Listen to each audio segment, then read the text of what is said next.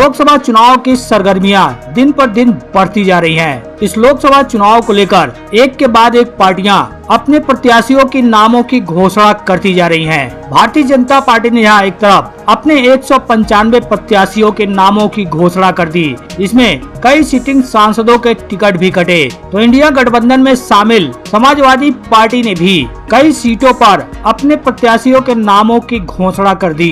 तो ये माना जा रहा है कि आने वाले दिनों में भारतीय जनता पार्टी और जो लिस्ट जारी करेगी उनमें वरुण गांधी, मेनका गांधी सहित कई सिटिंग सांसदों के टिकट पर पेच फंस सकता है। हालांकि सत्ता का रास्ता उत्तर प्रदेश से होकर निकलता है, तो सबकी निगाहें उत्तर प्रदेश की 80 लोकसभा सीटों पर टिकी हुई है। अब इस 80 लोकसभा सीटों पर एसपी बीएसपी के प्रत्याशियों के नामों की सूची सामने आई है। तो वहीं दूसरी तरफ कांग्रेस प्रत्याशियों की पहली सूची जारी होने से पहले सोशल मीडिया पर एक लिस्ट वायरल हो रही है। इसमें कांग्रेस के कई दिग्गज नेताओं के नाम हैं। इसके अलावा कई कांग्रेस प्रत्याशियों के यानी संभावित चेहरों के नाम भी सामने आ गए हैं। बता दें, यूपी के लिए भारतीय जनता पार्टी के बाद सपा, बसपा और कांग्रेस ने भी पूरी तैयारी कर ली है। बीजेपी ने अब तक उत्तर प्रदेश के लिए 51 प्रत्याशियों की घोषणा कर दी है। तो वहीं सपा ने 31 सीटों पर अपने प्रत्याशियों के नाम की घोषणा कर दी है, जिसमें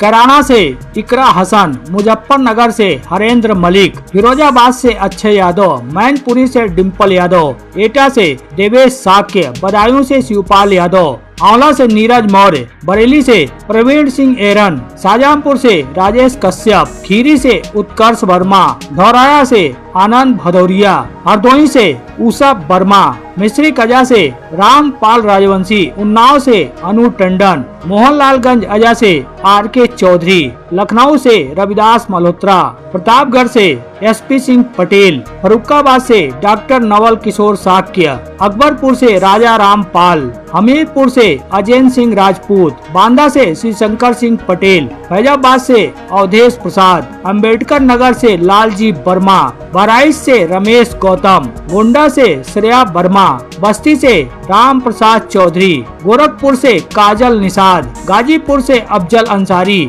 चंदौली से बीरेन्द्र सिंह और वाराणसी से नरेंद्र मोदी के विरोध में सुरेंद्र सिंह पटेल को मैदान में उतारा गया है। हालांकि कहा जा रहा है कि कांग्रेस भी जल्द ही अपने प्रत्याशियों के नाम की घोषणा कर सकती है और इसको लेकर मंथन भी शुरू हो गया है। साथ ही संभावित कांग्रेस उम्मीदवारों के बीच हलचल भी तेज हो गई है। जहाँ एक तरफ कांग्रेस नेता राहुल गांधी भारत जोड़ो न्याय यात्रा में व्यस्त हैं और राजस्थान सहित कई राज्यों के नेता राहुल गांधी के स्वागत और उनकी यात्रा में साथ चल रहे हैं। इसी कड़ी में आज कांग्रेस स्क्रीनिंग कमेटी की बैठक हुई है। इस बैठक में ताम्रध्वज साहू, भक्त चरण दास, दीपक बैज, चरण दास महंत, पूर्व सीएम भूपेश बघेल, सचिन पायलट जैसे दिग्गज नेता मौजूद रहे। इस बैठक में कहा जा रहा है कि 11 लोकसभा सीटों पर चर्चा हुई। इसके अलावा इस बैठक में कांग्रेस उम्मीदवारों को लेकर भी मंथन हुआ। लेकिन इन सब के बीच सोशल मीडिया पर कांग्रेस के संभावित उम्मीदवारों की एक सूची वायरल हुई है। आप ये सूची देख सकते हैं, जिसमें लगभग 17 से 18 नाम शामिल हैं, जिसमें जालौर सिरोही से वैभव गहलोत, झुंझुनू से ब्रिजेंद्र ओला, कोटा से अशोक चांदना, उदयपुर से ताराचंद मीणा या दयाराम परमार, भीलवाड़ा से धीरज गुज्जर, सीकर से महादेव सिंह खंडेला या सीताराम लांबा, अलवर से ललित यादव, बारह झालावाड़ से प्रमोद जन भाया या चेतन पटेल, बाड़मेर जैसलमेर से प्रभा चौधरी या हेमा राम चौधरी, दौसा से मुरारी लाल मीणा या कमल मीणा, से गंगा नगर हनुमानगढ़ यहाँ से शिमला नायक, डूंगरपुर बांसवाड़ा से विकास बामनिया, राजसमंद से सुदर्शन रावत, भरतपुर से भजन लाल जाटव या संजना जाटव, टोंक सवाई माधोपुर से हरीश चंद मीणा, जोधपुर से मानवेंद्र सिंह जसोला या महेंद्र बिश्नोई, अजमेर से विकास चौधरी या डॉक्टर रघु शर्मा। ये 17 नाम हैं जो सोशल मीडिया पर कांग्रेस के संभावित उम्मीदवारों की सूची के तौर पर वायरल हो रही है। हालांकि वहीं दूसरी तरफ कांग्रेस नेताओं का कहना है कि पार्टी की ओर से सभी 25 सीटों पर प्रत्याशियों के नाम का पैनल तैयार कर लिया गया है। इस पैनल पर शीर्ष नेतृत्व मंथन करेगा और फिर प्रत्याशियों के नाम का ऐलान किया जाएगा। वहीं छत्तीसगढ़ कांग्रेस उम्मीदवारों को लेकर कई नाम सामने आ रहे हैं। छत्तीसगढ़ के पूर्व सीएम भूपेश बघेल ने कहा है कि जल्द ही उम्मीदवारों के नाम की घोषणा कर दी जाएगी। इसको लेकर छत्तीसगढ़ के सभी बड़े कांग्रेसी नेता कांग्रेस की स्क्रीनिंग बैठक में शामिल होने के लिए दिल्ली पहुंच गए हैं। माना जा रहा है कि विधानसभा चुनाव में जिस तरह से कांग्रेस ने प्रत्याशियों को टिकट देने में लेट लतीफी की थी, उससे सबक लेते हुए बीजेपी के बाद अब कांग्रेस भी जल्द ही लोकसभा प्रत्याशियों की पहली सूची जारी कर देगी। वहीं छत्तीसगढ़ के बस्तर संभाग के 2 लोकसभा सीट जिसमें बस्तर और कांकेर में कांग्रेस से भी दावेदारों की लंबी लिस्ट है। हालांकि चुनिंदा कुछ नामों पर जल्द ही अंतिम मुहर लग सकती है। इन दोनों लोकसभा सीटों पर कांग्रेस के कौन कौन से उम्मीदवार हैं जो टिकट के लिए जोर आजमाइश कर रहे हैं, उसके बारे में बताएं तो आपको बता दें, छत्तीसगढ़ में विधानसभा चुनाव में कांग्रेस को हार मिली थी। अब इस हार के बाद लोकसभा चुनाव में प्रदेश के 11 सीटों में कांग्रेस अपनी जीत के लिए प्रत्याशी चयन से लेकर चुनाव के प्रचार प्रसार में पूरी ताकत झोंकने के लिए लगातार बैठक कर रही है। आज ही दिल्ली में स्क्रीनिंग कमेटी की बैठक आयोजित की गई, जिसमें कई बड़े नेता मौजूद रहे। जिस तरह से विधानसभा चुनाव में प्रत्याशी चयन को लेकर लेट लतीफी बरती गई, इसे देखते हुए ऐसा माना जा रहा है कि इसी सप्ताह में कांग्रेस प्रत्याशियों की नाम की घोषणा कर सकती है। साथ ही ऐसी भी खबरें सामने आ रही कि 10 मार्च तक कांग्रेस उम्मीदवारों की पहली सूची आ सकती है।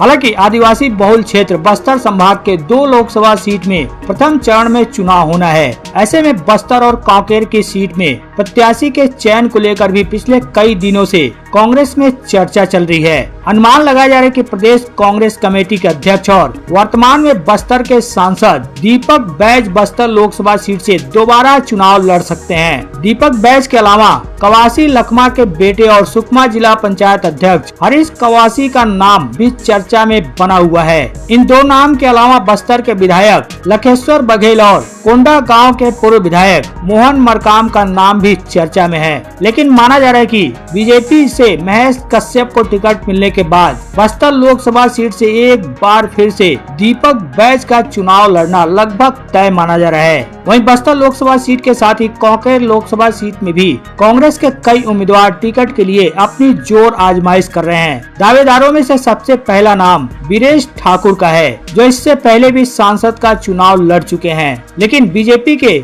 मोहन मंडावी से उन्हें हार मिली थी। इसके अलावा नरेश ठाकुर भी इस बार टिकट के लिए जोर आजमाइश कर रहे हैं। कांग्रेस में युवा नेता होने की वजह से संगठन में उनकी काफी अच्छी पकड़ भी है। ऐसे में नरेश ठाकुर का नाम भी जोरों पर है। वहीं कांकेर के पूर्व विधायक शिशुपाल सोरी भी उम्मीदवारों के लिस्ट में शामिल हैं और उनके नाम पर भी चर्चा चल रही है। इसके अलावा कांकेर लोकसभा सीट में ही बालोद के रहने वाले छत्तीसगढ़ की पूर्व मंत्री अनिल भेड़िया भी टिकट के दावेदारों में से एक हैं। महिला होने की वजह से इस बार माना जा रहा है कि कांकेर लोकसभा में उन्हें टिकट दिया जा सकता है। वहीं सबसे ज्यादा चर्चा वीरेश ठाकुर के नाम पर भी हो रही है। अब माना जा रहा है कि वीरेश ठाकुर को दोबारा कांग्रेस टिकट दे सकती है। फिलहाल जिस तरह से भारतीय जनता पार्टी ने अपने 195 उम्मीदवारों की सूची जारी कर दी, जिससे अब उन प्रत्याशियों को अपने लोकसभा क्षेत्र में चुनाव प्रचार करने का ज्यादा समय मिला है। माना जा रहा है कि इसी तर्ज पर कांग्रेस पार्टी भी जल्द से जल्द अपने प्रत्याशियों के नामों की सूची की घोषणा